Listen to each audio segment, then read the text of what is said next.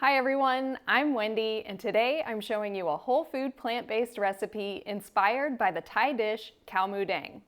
Long ago, my dad was in the military and he lived all over the world. But one of his favorite places was Thailand, and this was one of his favorite meals. So I decided to recreate it, but make it vegan, lower in sodium, and without oil or refined sugar. So let me show you what I came up with. Instead of pork, I'll be using super firm tofu, and I'll marinate it for 12 to 24 hours before baking. That's all there is to the recipe, but the marinade is a bit more complicated than my typical recipes. Since I'm trying to make a healthier version, I'll have to make homemade versions of a couple of the ingredients. But even though it has a few extra steps, each step is relatively easy. As always, there will be a link in the details below the video with the written recipe. The marinade starts with a Chinese 5-spice blend, some white pepper, and then I have a mixture here of garlic and cilantro stems.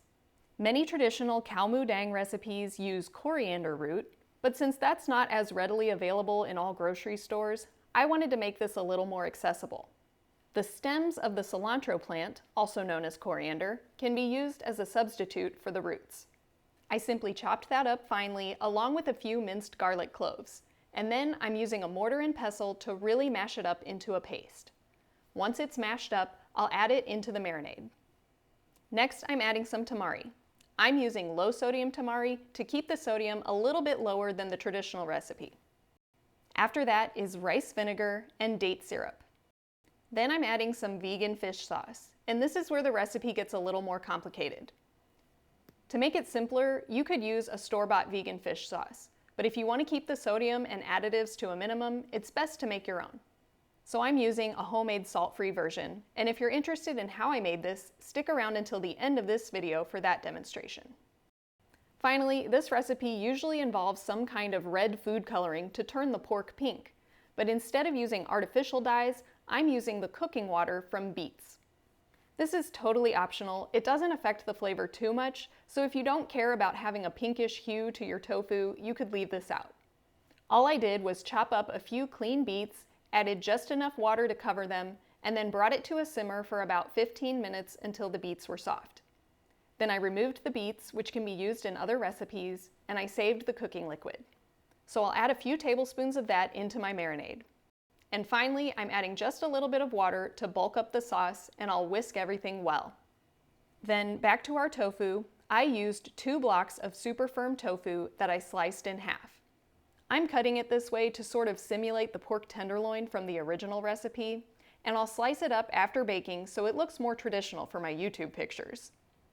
But for the best flavor, I would recommend going ahead and slicing this into smaller pieces now so you get even more marinade soaked into the tofu. No matter how you cut it, pour the marinade over the tofu and store it in the fridge overnight or 12 to 24 hours.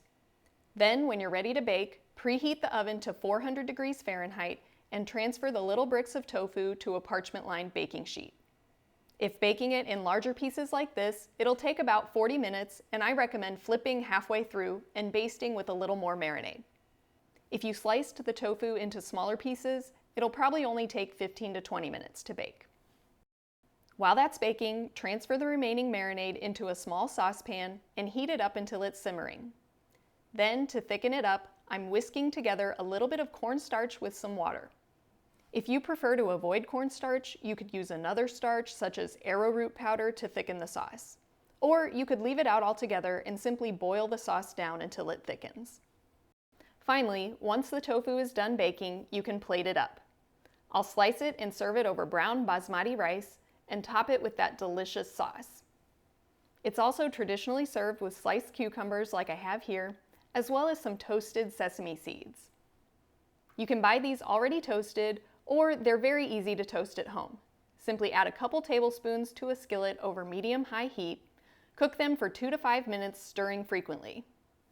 You can use a spatula to gently stir them around, or you can simply shake the pan to mix them up. After a couple of minutes, you'll smell their delicious nutty flavor as they start to brown, but be sure to keep an eye on them so they don't burn. Then you can cool these and store them in an airtight container in the fridge or use them immediately to garnish your dish. So that's my whole food plant-based version of Khao Moo Dang. Hit the thumbs up if you enjoyed this recipe, and keep watching if you want to see how I made that vegan fish sauce. As I mentioned, there are vegan fish sauces that you can buy, but they may be hard to find, and if you can find one, they're generally going to be high in sodium and maybe other ingredients that you might want to avoid. So if you want a lower sodium and more whole food option, you can try this flavorful broth as a substitute. I'm starting with 1 ounce of dried shiitake mushrooms that I've rinsed off because they can be a little gritty.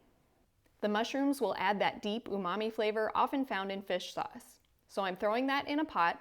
Then for some extra flavor, I've added 1 onion that I've quartered, a few cloves of crushed garlic, 1 rib of celery that I've roughly chopped, 5 or 6 black peppercorns, a tablespoon of tomato paste, and finally, for the fishy flavor, I'm adding some seaweed.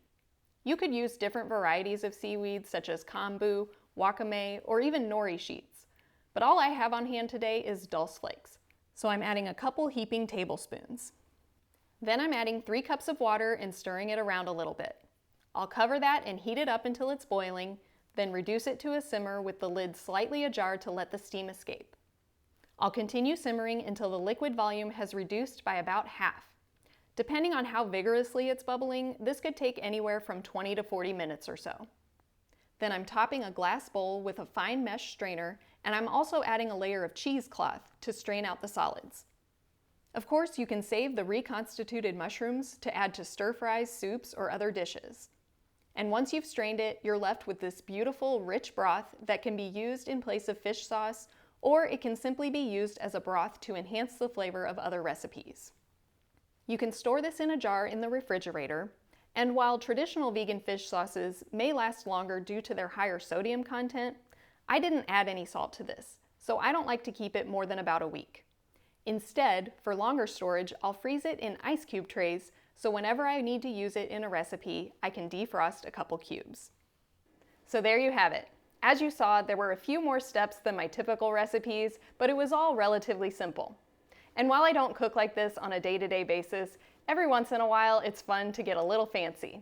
Plus, I was so excited to recreate this meal for my dad and remind him of his time in Thailand. I hope you enjoyed the recipe as well. Thanks for watching, and I'll see you next time.